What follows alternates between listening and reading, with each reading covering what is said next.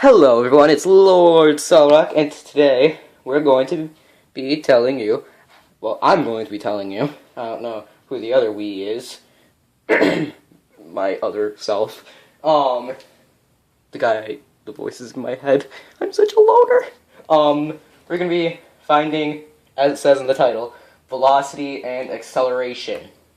I learned about this in science class today, and I thought I might want to tell you guys about it. So, first off, velocity.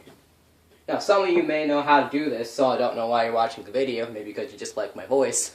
But, V equals D over T is the formula for velocity. V stands for velocity. D stands for distance. And T stands for time. Now, let's start off with a question. Okay, an object moves north, an object moves north 25 meters in 5 seconds. What is its velocity? Now, velocity is measured in meters per second. Or really, measurement time divided by time. And what's different about it than speed is it has direction as well, which is why there was north included. So, what's the velocity? Let's see. First off, we're going to have to do some division. So, if V equals D over T, we don't know what the velocity is, but we know the distance, 25, and we know the time, 5. So, what's 25 divided by 5? Get out your calculators, this one's a tricky one. It's 5.0. Got it? Just 5. You don't need the 0.0. So, velocity equals 5 meters per second. Cool, right? This is the correct answer. Wrong. It's not correct. It's not correct. I'm wasting marker. I'm sorry. But it's not correct. Completely incorrect. You got half credit. But why half credit? You know why? Because you forgot direction. So the answer is 5 meters per second. North. Yay! And, like any equation, we can do it the other way too. Isn't that amazing? So, let's see.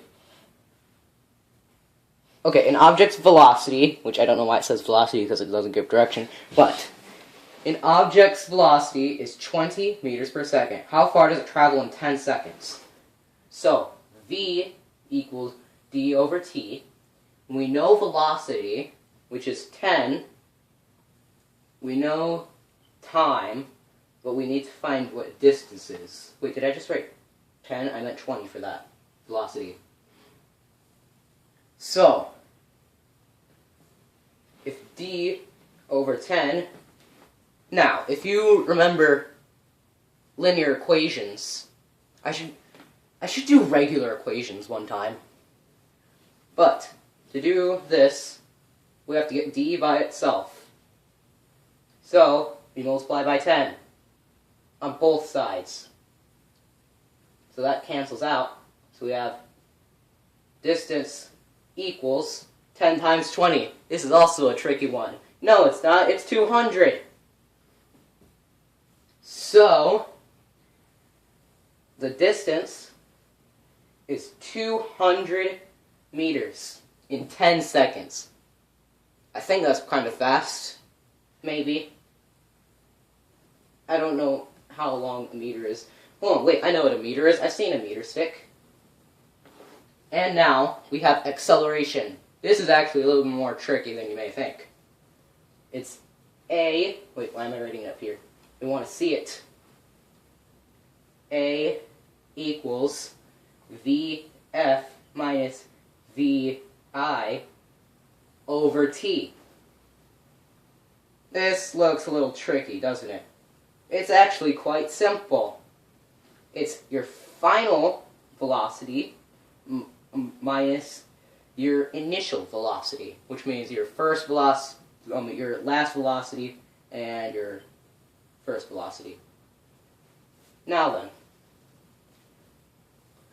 an object at rest increases its velocity to 10 meters per second in 3 seconds. What is its acceleration? So, we have A.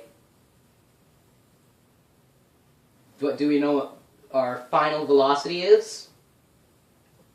That's right, it's 10. But what's its first? An object at rest, so 0.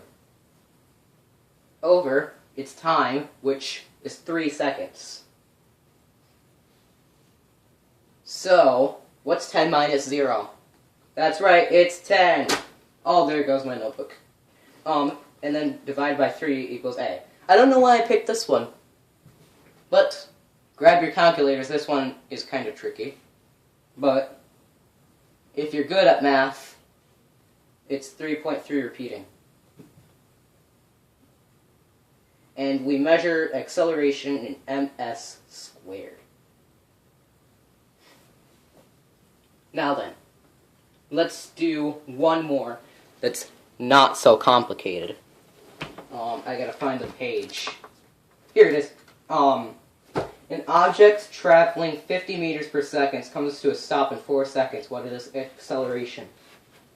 Can't see the notebook good, can you? Good. Okay, I'm gonna move this. Okay.